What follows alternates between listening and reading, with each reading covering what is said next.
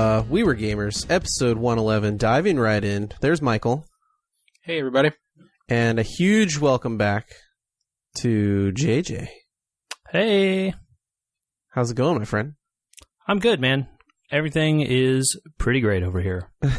Yeah, big congratulations. Yeah, thank you guys. It was a wonderful time, and I had a really, really wonderful time, so I think that's the best it can be. Mm-hmm. We're sad you weren't here, but we're glad you were not a participant in the Electricity Minute last week. I heard about it. And,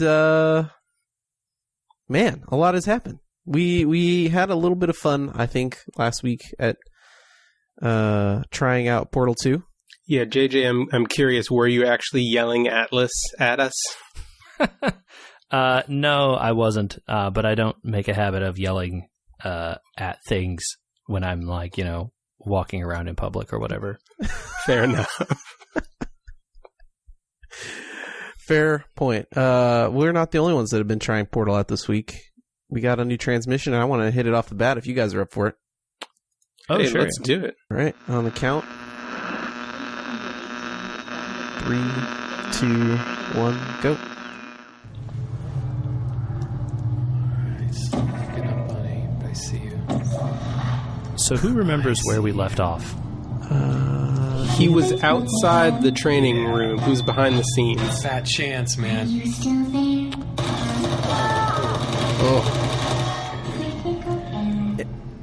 It ended last time on him not being able to get past some turrets. Oh, yeah, okay. Yeah. Embarrassingly long amount of time for me to figure out there. I apologize, guys. He is sorry for something. It sounds like it was related to last time. The robots are down. I've fallen through here, and I need to get back up. I think that Portal is one of those games where you just can't help but think out loud. Yeah, I think I seem to remember there being a lot of me going like, well, what if I, and then trying random stuff. I felt like we were doing it when we were playing multiplayer. Where's it coming from? I was going to say that the multiplayer seems like just a convenient cover for not talking to yourself. Right. When in doubt, follow the radio music. Oh, Yes. You know that, right? Good people don't end up here. Can you hear me? nope. Nope. Oh boy, here they come. I feel like that's his line in the zombie movie. Yeah, you go down right there. Here's the radio. Yes. The radio.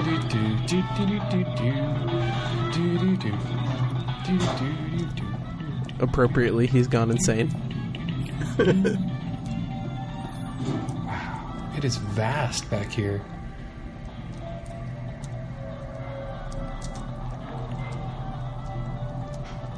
So I seem to remember that there's an achievement in this What were they game. designing back here? I have some theories. Oh, here we go. Oh, he has some theories. Wait. Oh, is that it? Wait, he don't had get theories? the theories? No! We didn't hear the theories. Where did Holy the theories cliffhangers, go? Batman. Wow. Huh. All right. Well, there we go. I was going to say, I remember there being an achievement in that game for shepherding the radio from the very first room all the way to the end of the game. Obviously, he didn't do that, but I didn't remember there being radios along the way also. In those weird workman rooms behind the scenes, there were definitely clues on how to find them, and I do remember this one where the radio was playing and you kind of like heard it through the wall. I definitely don't remember everything about this game for sure, so. Well, our Portal 2 experience was similar in the, this is fun, moments. And right off the bat in Portal 2 multiplayer, they do the kind of behind the scenes stuff, like shoot you into an office building behind the scenes, go get a disc right in the first level. So Yeah, we I wish we had taken a little more time to look around, because right as it ended, I noticed a message on a whiteboard in the corner that said, "Don't trust her." It's true. Don't do it. Yeah, Cake is a lie. I seem to remember from my time playing Portal 2 that even in the multiplayer, right, they kind of keep you separate most of the time. You're kind of working like parallel to help each other advance. It seems like that was the first thing, what do you want to call it, zone, I guess, was like that. I have a feeling it's not like that all the way through. Maybe it's more collaborative. Oh, I suppose you guys will see. Right on. Well, it was a nice little update. Short, though. I wonder... He's got to be close to the end. We'll see. Well, what has everyone else been up to?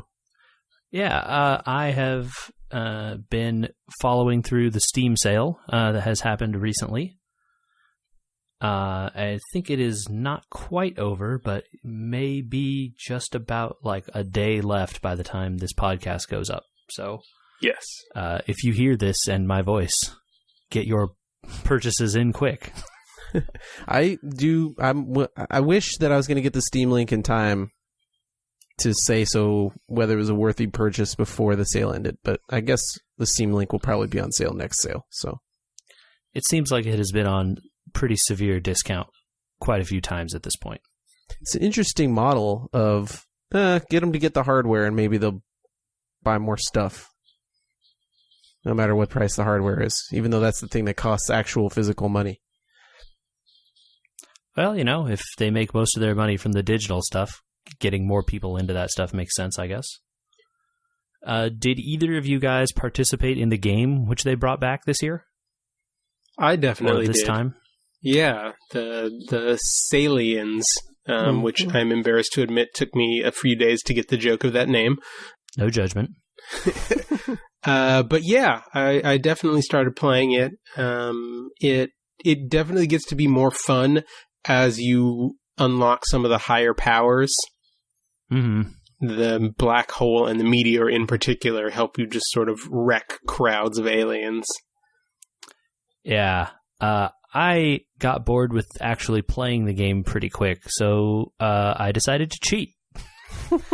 As one does. And this apparently was a thing that like they counted on at some level. Of course they did. Because it happened the last time they built a game like this. And I ran a script on my computer for several days in a row that just played the game automatically for me. I earned XP. It just, got me the few cards that you get from playing it, which really weren't the point. But I have the max level Steam badge for playing the game now. Yay! All right. So you got like experience for your profile. Yeah, Yay. which is totally something that matters or is worth anything at all. Yeah. Right. It was fun. But I made some pretty good purchases, I think, so far. None of us won anything from the game, right? No, I don't think anyone wins.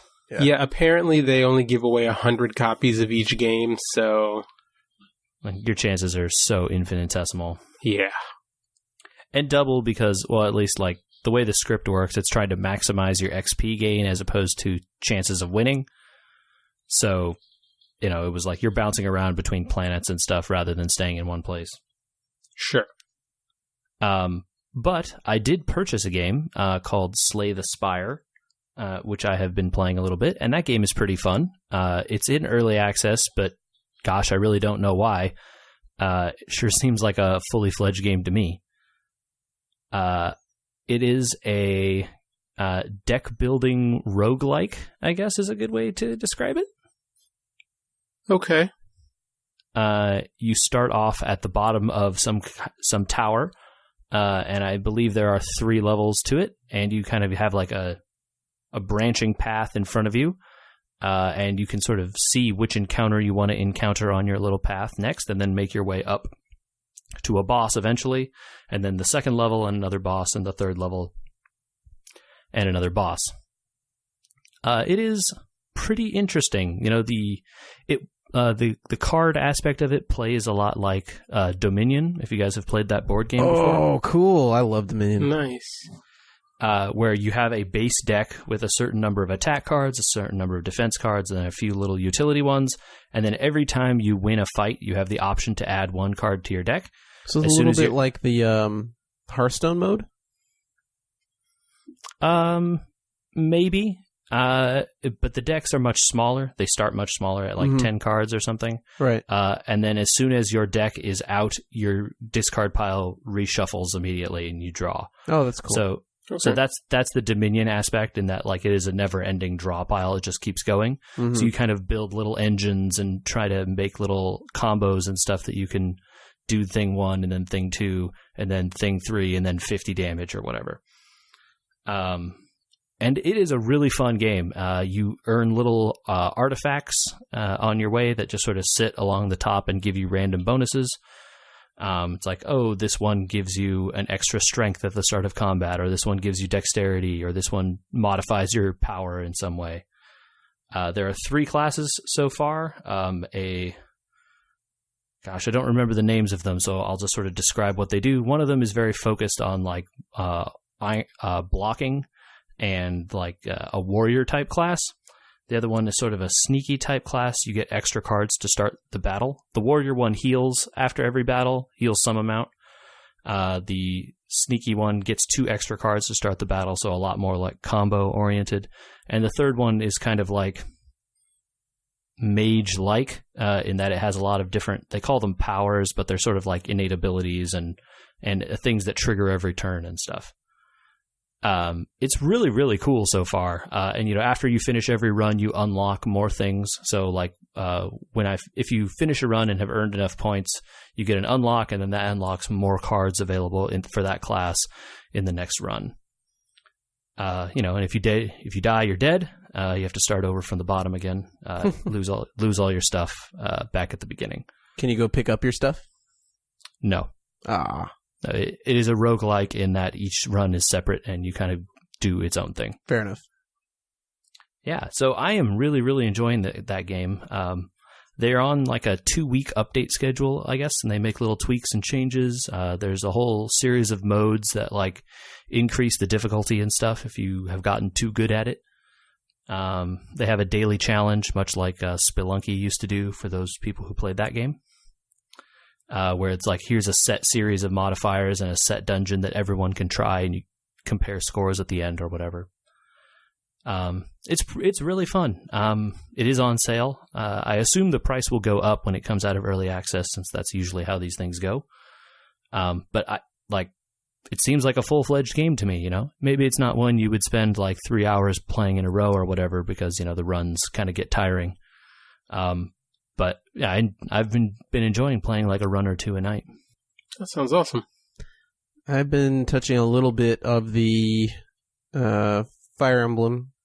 Not too much, not enough to really talk about overall, but I did decide to dig really deep into that Battletech update and try the game a bunch. Like with all the changes and stuff. It definitely made the game harder. I've been tricked quite a bit by the skulls. That happens, and that happened to me in the base game several times, where they're like, oh, this is like a 3-skull mission, no problem. And then like, why are there 8 mechs here? This is more than there needs to be. Well, the expanse of skulls used to mean just sort of an amount of mechs, and then they seem to have capped things with the like types. But this last mission I went on, as an example, was a 5-skull mission. Okay, well, that's going to be pretty hard. Tough. Yeah, sure. But they had 6 assault mechs and 2 heavies. That's a lot. Yeah. So, but I've run that mission before. Same title, same planet, right? Because missions do repeat. Sometimes they're just sort of there. And they are randomly generated. Right. And the same mission on the same map had 2 assaults, 2 heavies in the first wave, and then the second wave of reinforcements was 4 lights. Sounds like that slider swung pretty hard in the other direction. So I've kind of been caught off guard quite a bit sometimes with those types of missions. But I'm glad to see more assault mechs on maps rather than not. Because for a while there, it was kind of definitely they upped or readjusted the drop rates, I guess, on mechs that you fight. But it has made the missions quite a bit harder. I feel like my mechs are getting way more beat up each mission rather than just coring out center torsos on everybody. And I think that's probably related to the called shot changes and the missile changes. Obviously, the missiles rightfully scatter quite a bit more than they used to. Yeah, I think that was, if I had to have a complaint with the balance of the game when I played through it, is that missiles made everything too good, and you could just almost focus fire people with missiles to the point where you would like strip armor and stuff off people to fit an extra set of LRMs on someone, so you can just like bombard people from halfway across the map with missiles. Yeah, I agree with the missile change. What's interesting is I can't quite tell if called shot is working right. I don't know if I have the time to do an actual mathematical study of this, and how long it would take is very long considering how you get access to called shot. Mm-hmm. But it feels like if you shoot multiple weapons at an 86 or 87% chance, none of them hit. I've watched 5 or 6 in a row on high percentage, not 40 or 30%, right? But like 86, 87%, and it'll hit everything around it, but not it. So that's that's odd to me. There was something that after you mentioned this to me a previous day I looked at. Were you doing this only on vehicles or also on mechs? Oh, is there a difference? Yeah. Someone had mentioned that certain types of vehicles that don't have a slot for the turret, where like a turret would be on a tank vehicle, some vehicles don't have that slot. Okay. And if your hit roll rolls to hit the turret that doesn't exist, it just misses. But this was a long time ago before the patch, and I don't know if it's still applied or not. But it was the only thing I saw that could have explained the stuff you were saying. Uh-huh. So I wondered if you had tried it or seen similar stuff with called shot against mechs, which have every location, right? You're not going to be missing a headpiece on. I have seen similar stuff with called shot on mechs. Okay. I have not, since I mentioned this earlier, I've not mentioned it, or I've not tried it with like single fire. Right? Like, okay, I'm only going to shoot one laser. Because that really feels like a bad use of called shot. Yeah, it's not great, but with breaching shot, it makes it pretty good if you leveled all the way out to that ability. I guess so. Yeah, because you could breaching and called, and then it would do a lot of damage. And like ignore their bulwark and stuff, right, which is really the reason you do it. Right. So I'm wondering how that changed, if people are studying that change. And if you are, email us, podcast@wewergamers.com, and tell me I'm crazy. But the game is much harder, I think, than it used to be. I'm actually somewhat concerned about the story missions. I need to get back and start a second playthrough now. That sounds like they made the game pretty good. So yeah. So that's my update on the Battletech update, and I probably will leave it at that until they do 1.2, and then I'll play still then, but I won't bother you guys about it. Michael?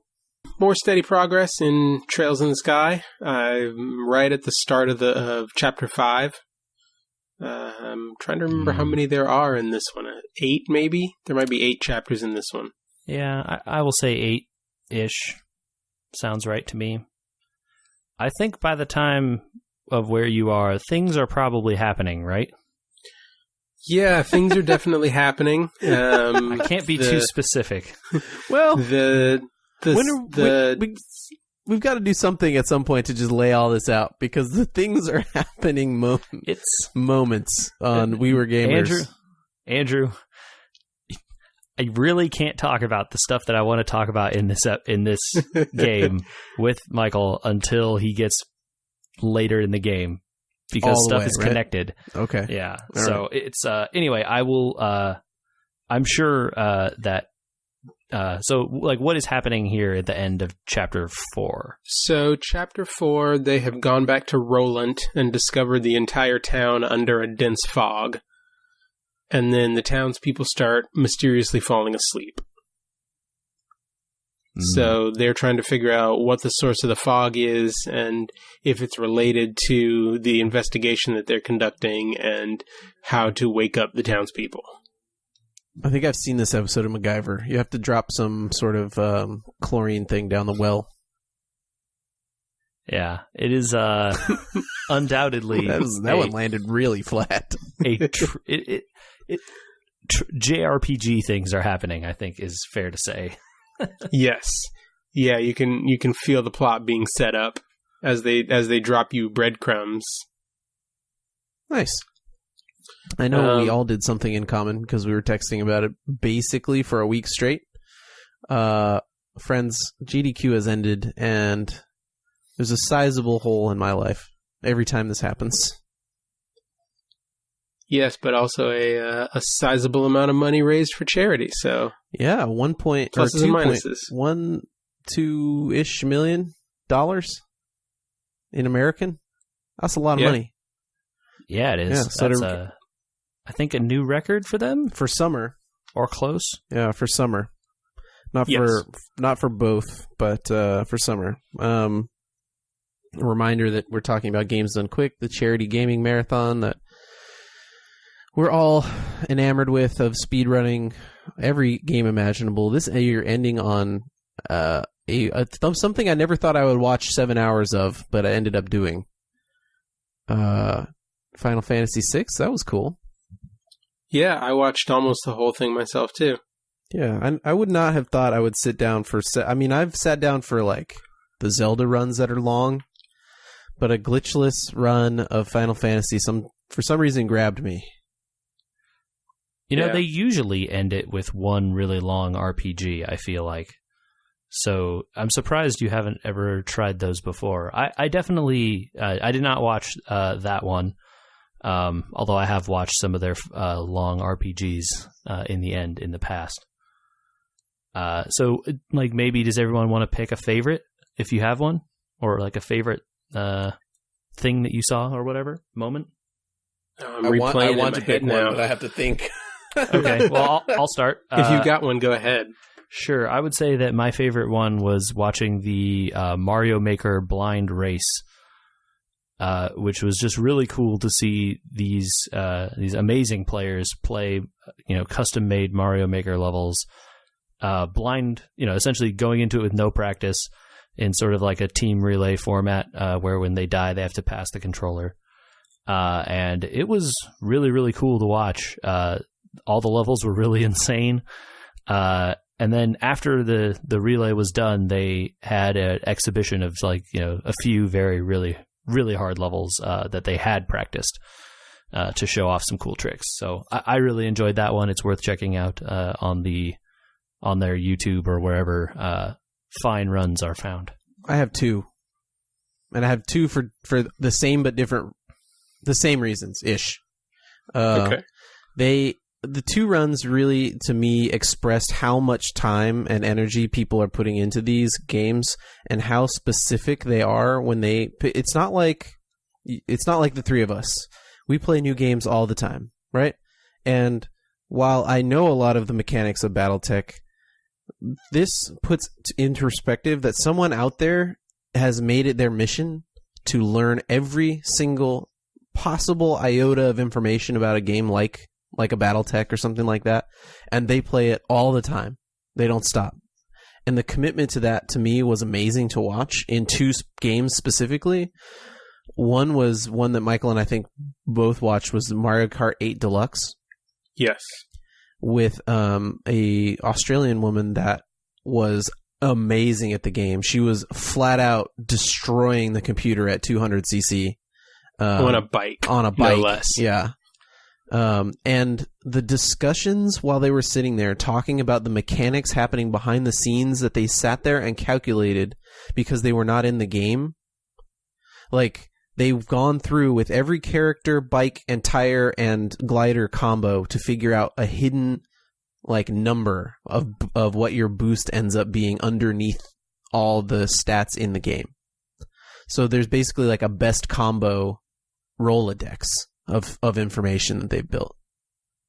And that to me was like shocking. And then they would go through, saying like, well, in 200cc, you actually don't do this jump, or you don't do these little boosts because the boosts actually slow you down. They're not meant for 200, so calculating speeds of this type of thing must have taken their community years. Obviously not years, because Mario Kart 8 has only been out a year, the deluxe version.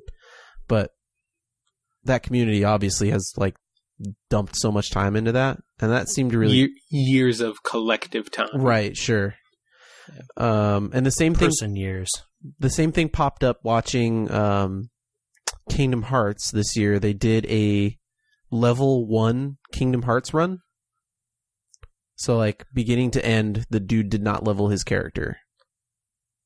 In Kingdom Hearts, remind me, don't you just level if you get experience, or do you have to go in and assign points or something? Correct. So he had to get to this one character to get skill points to buy EXP 0 as a skill.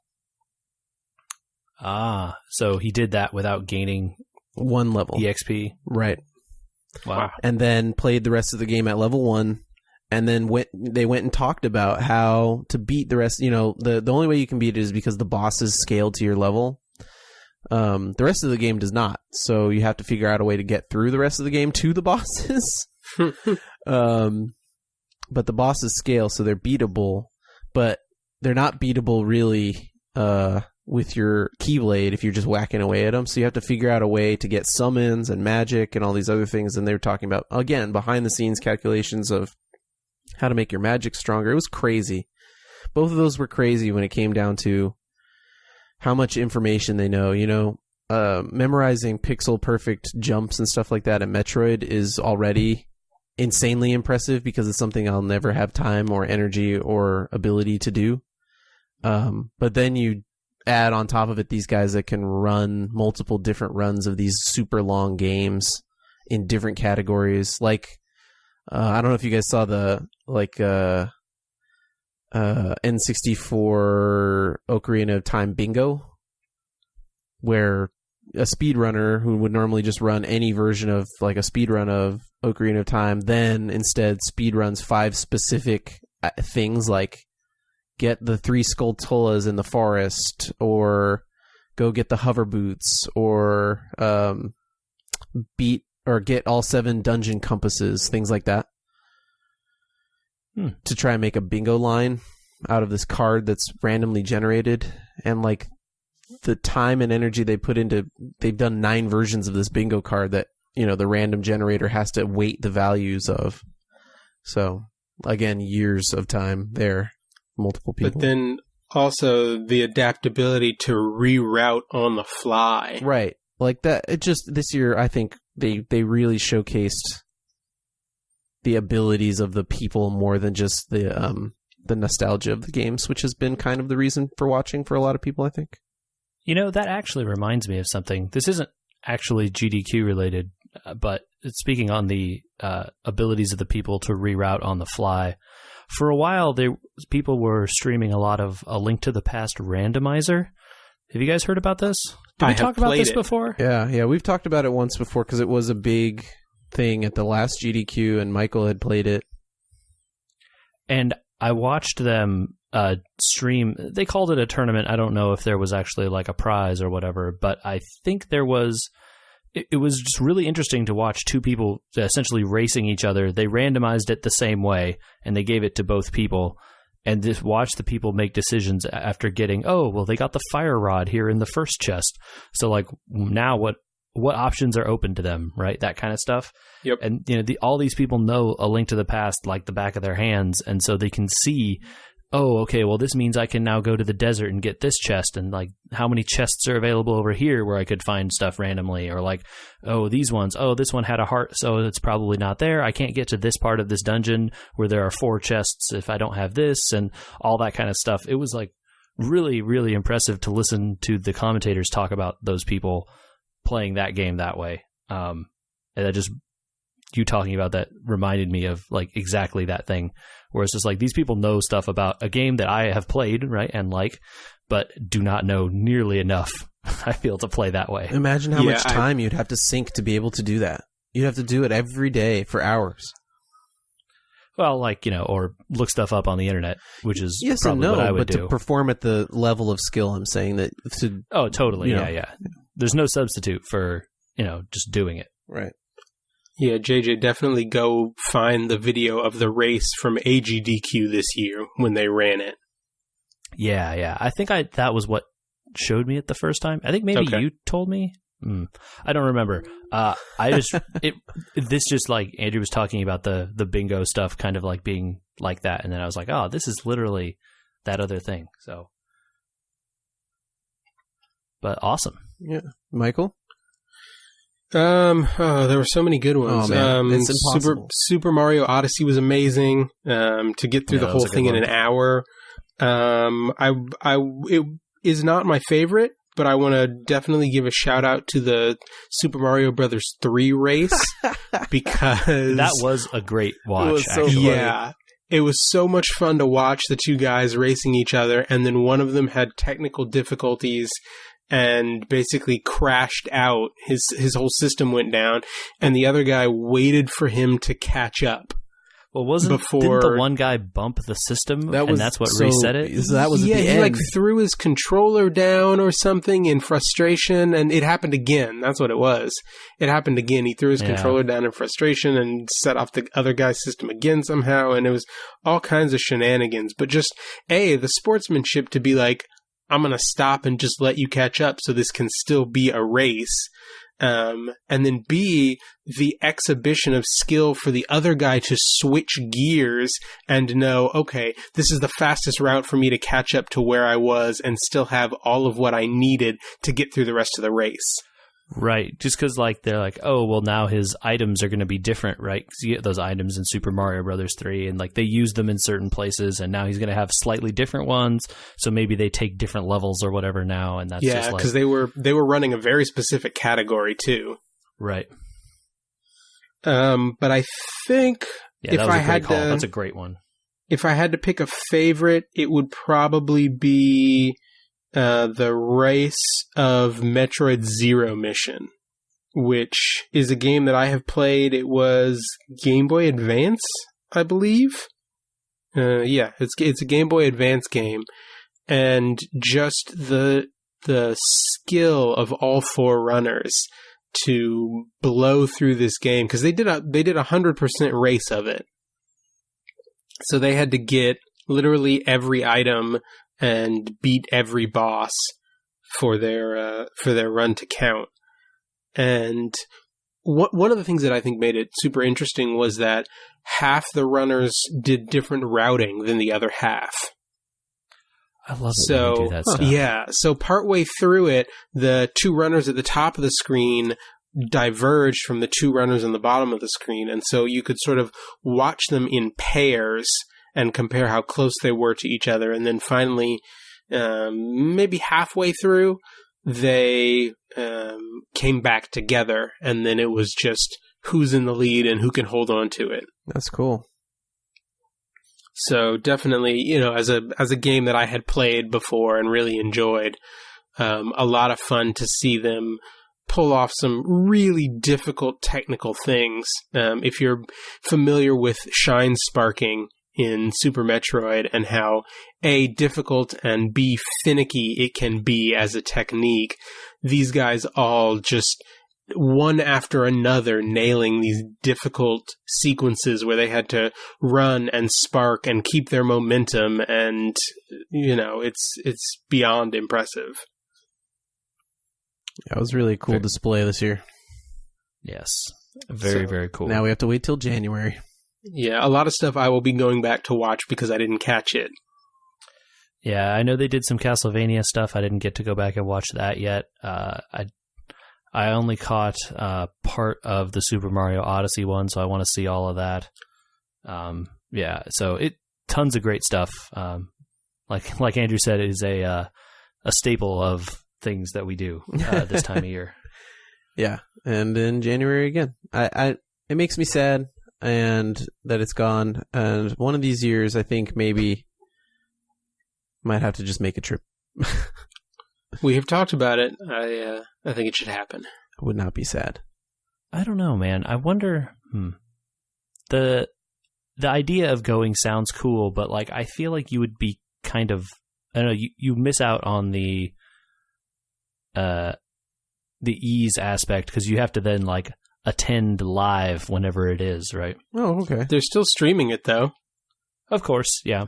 Yeah, you could put it on your phone and go to the other rooms. The thing I want to see is like how big of an event it actually is. Well, yeah, because they always talk about the practice rooms and Casual rooms and pinball machines and arcade room. Yeah, I think it's got to be pretty big.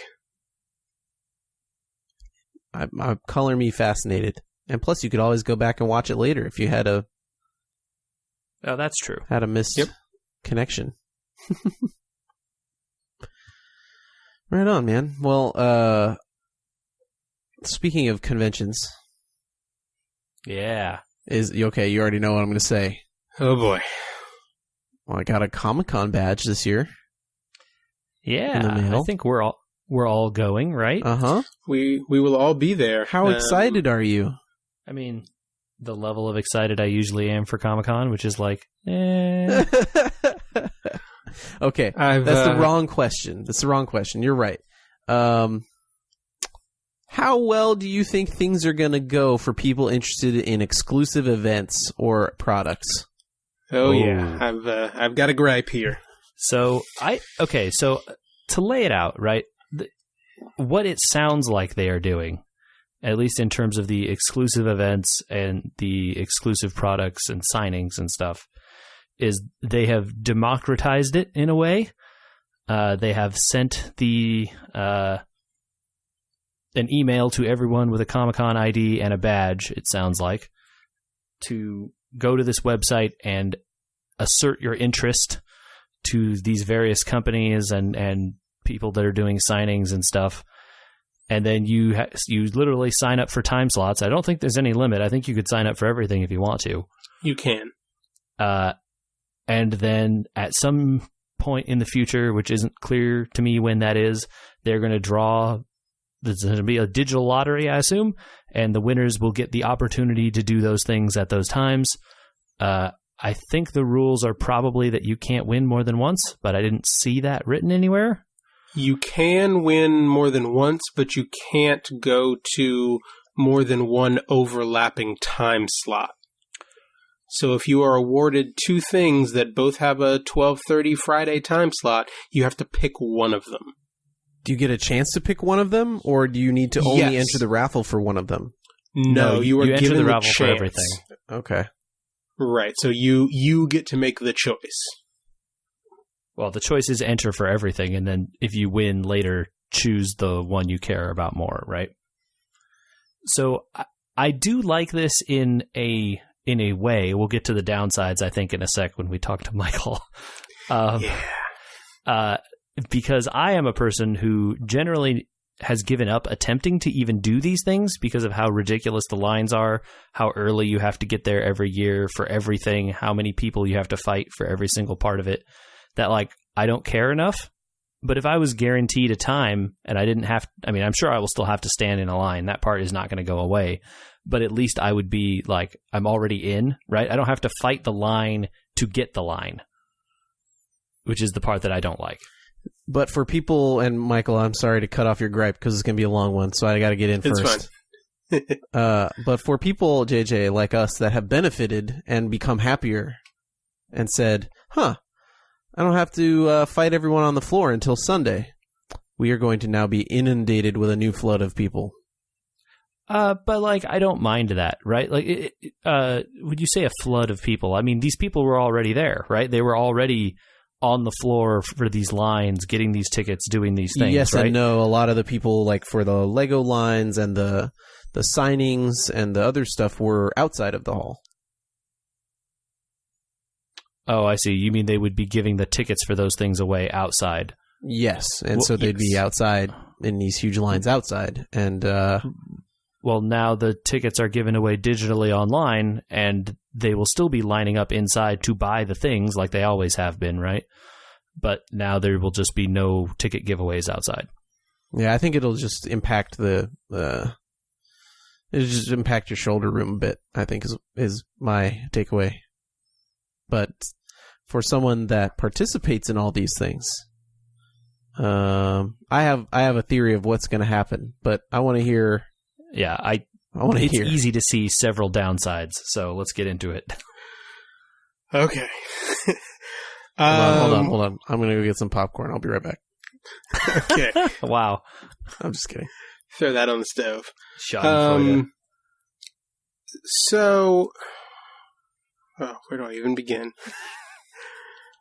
I feel like the impact of the crowds is definitely going to happen because, not so much with, maybe not so much with anything but Lego, but the Lego line would happen in the morning like all the other exclusive lines. Right. And then it would happen again in the middle of the day. And while the drawing was in the middle of the day, people would start lining up several hours beforehand, which would draw, crowds off the floor. Before dawn.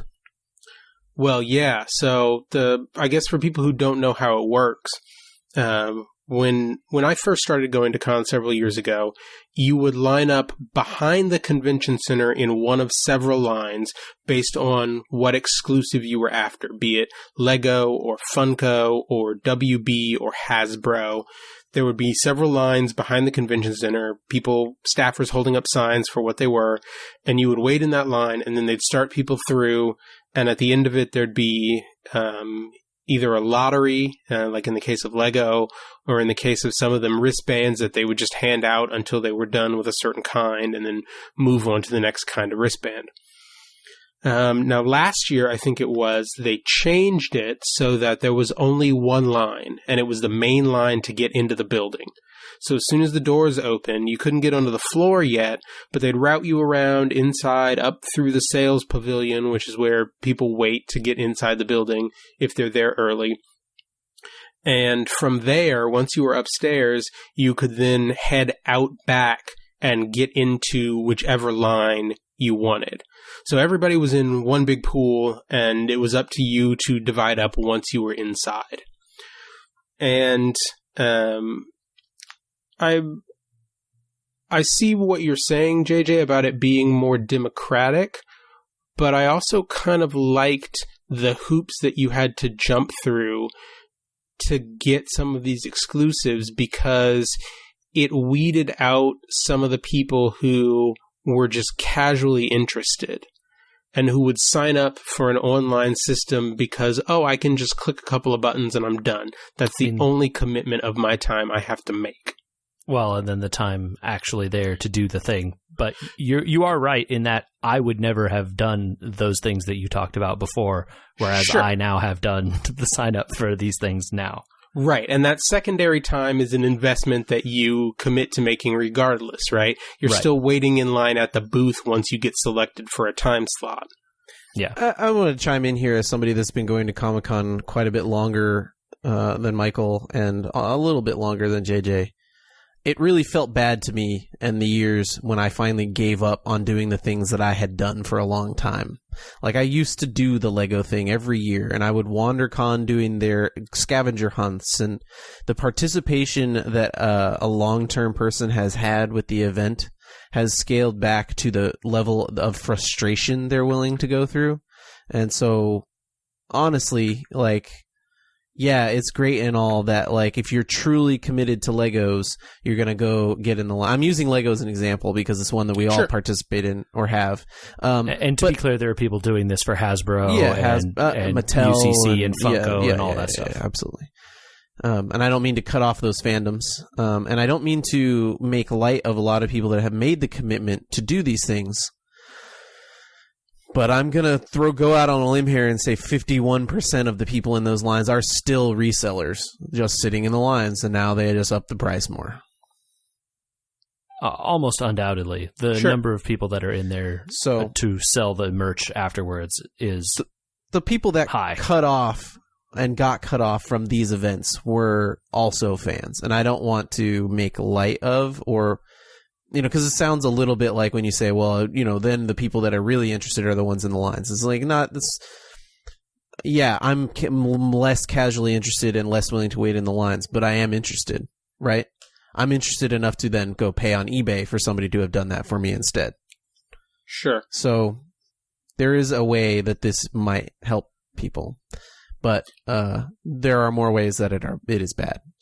Yeah, you throw open the floodgates and you pull those people back in, but you have to let in everybody else as well. So, yeah, it's unclear. I mean, I guess we won't know until we see, what the numbers look like and how many people we know win or whatever.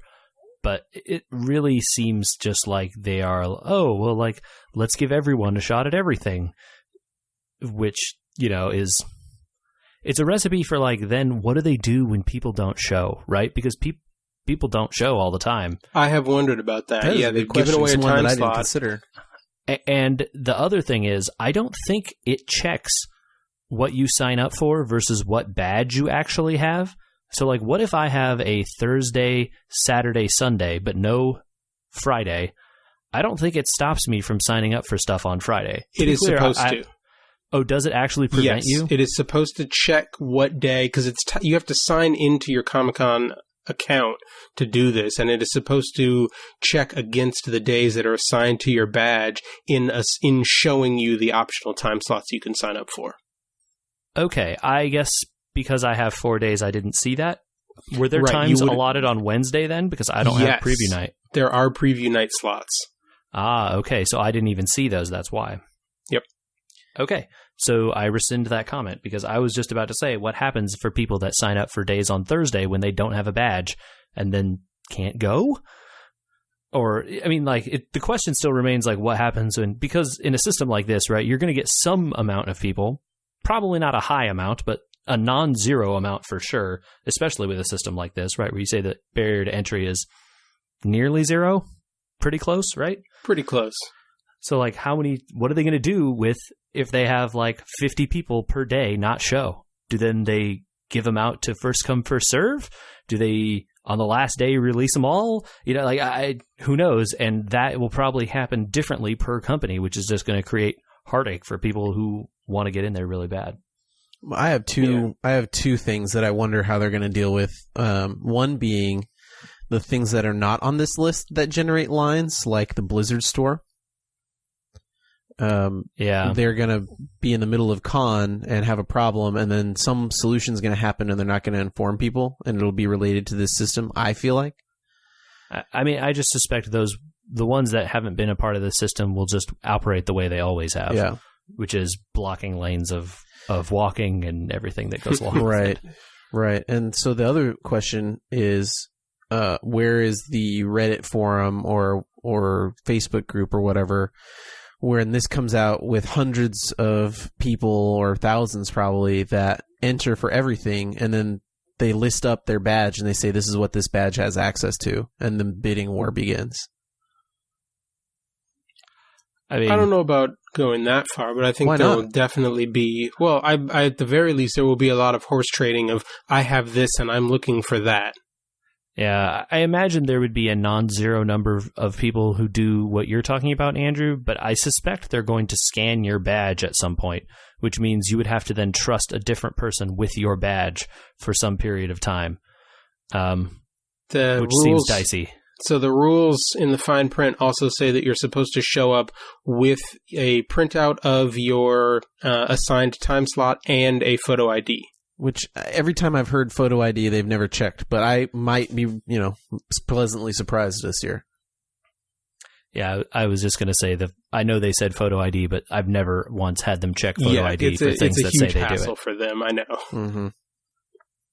Yeah, when you're trying to ferry thousands of people through lines. Yep. Yeah. I don't see that happening. My suspicion is that it ties into the badge somehow, and they have one of those badge scanning things, and they just do that when you get in the line, and as long as it says you're allowed to be there, you're there. But, I mean, obviously, I'm making this up. Who knows? Right.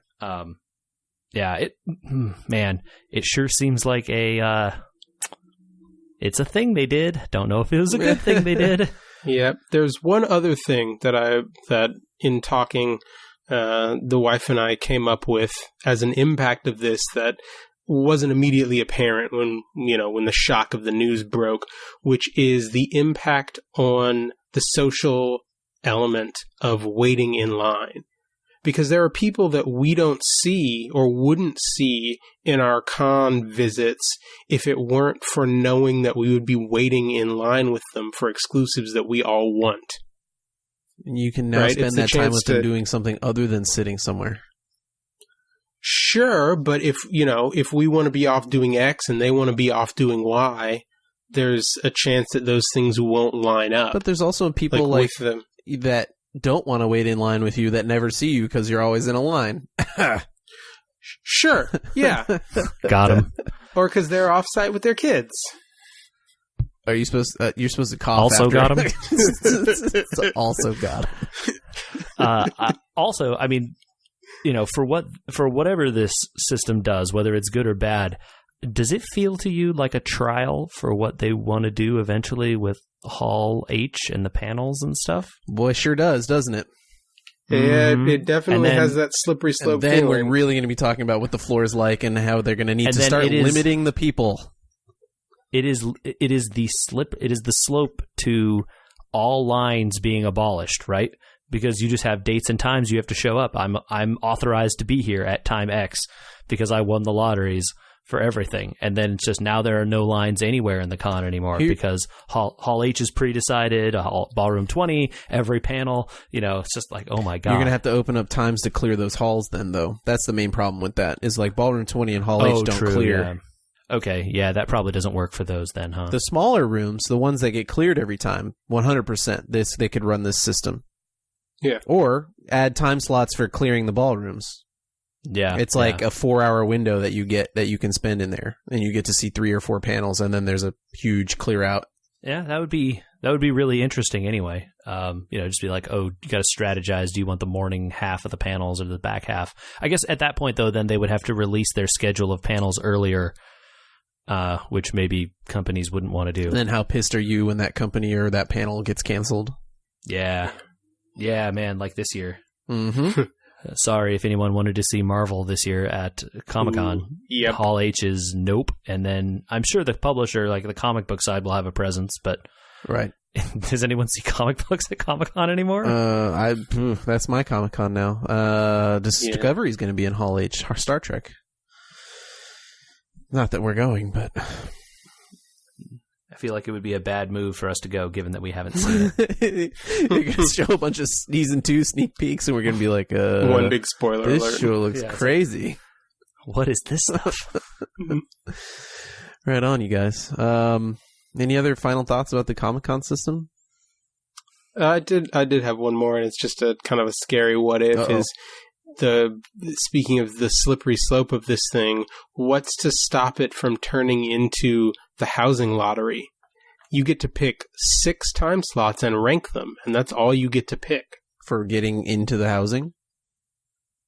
Well, right, that's the way the housing lottery works. What if they apply that concept to the exclusives lottery? Here's this giant list of exclusives, pick 6 and rank them, that's all you get.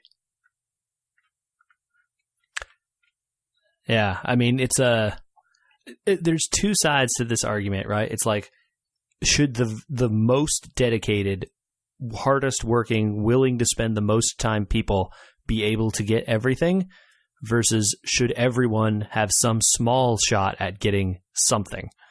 And like, how do you rate those 2 desires? I don't know. It's there's no right answer. It's just it's a hard problem. There is physically no way to get everything, right? If you're one person, you have to work as teams. So you just have to work as teams in the 6 things that you list, because you literally can't do it. You can't get all the Mattel, the Lego, there's no possible way, because they release things per day. So you'd have to spend your whole day trying to get that thing from this person, and then you've missed the Hallmark exclusive for that day, or the Blizzard, whatever. The thing has sold out on day 2. So you already have to operate. Goes for society as a whole. You have to operate as a team if you want to accomplish these things. So if they do turn into the housing lottery, Just going to turn it into ahead of time needing to cooperate with the 6 things you list. It's how we get our hotel rooms every year because it's impossible to get hotel rooms.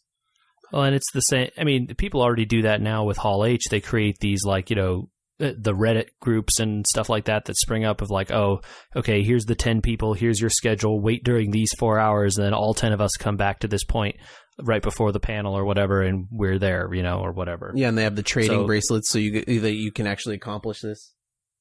Yeah, and that kind of stuff, you know, exists and has existed for a long time. So, you know, it's just we're moving it into a weirder, broader way of like there's now more horse trading, I think, involved, right? You have to kind of like... The first year of doing this is going to be the best year of doing this because there will be 30% of the people that show up and have ignored all their emails and didn't know they needed to sign up for this stuff.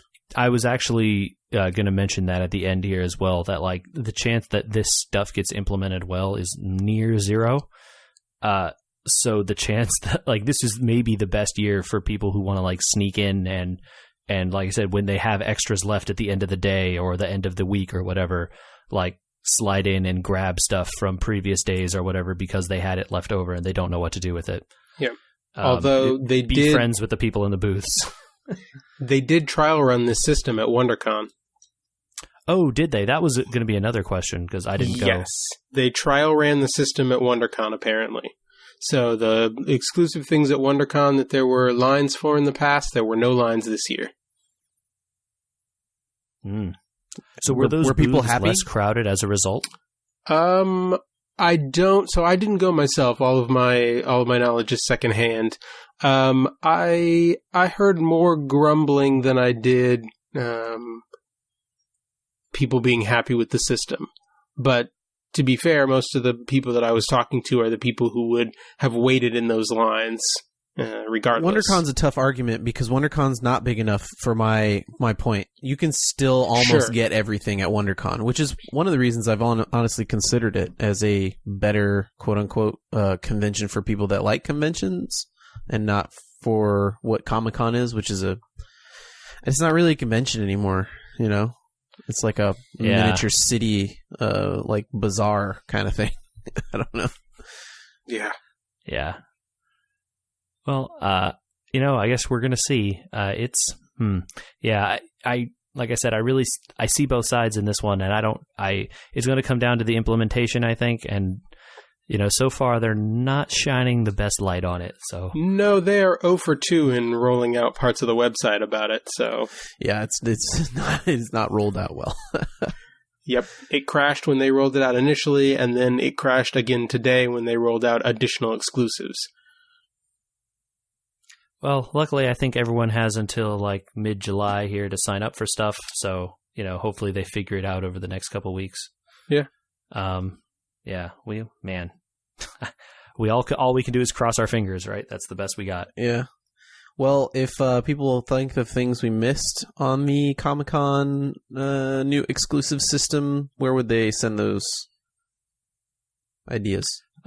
That would be podcast@wewergamers.com. Please send us emails there. We would love to talk with you. Also, you could check us out on Facebook and Instagram and Twitter, where we are We Were Gamers, at all those things.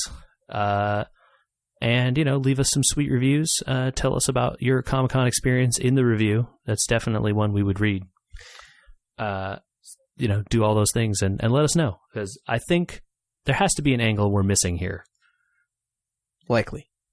But in the meantime, do you think you'll be getting the Mattel Masters of the Universe exclusive He-Man Belt of Power fanny pack with built-in fur loincloth?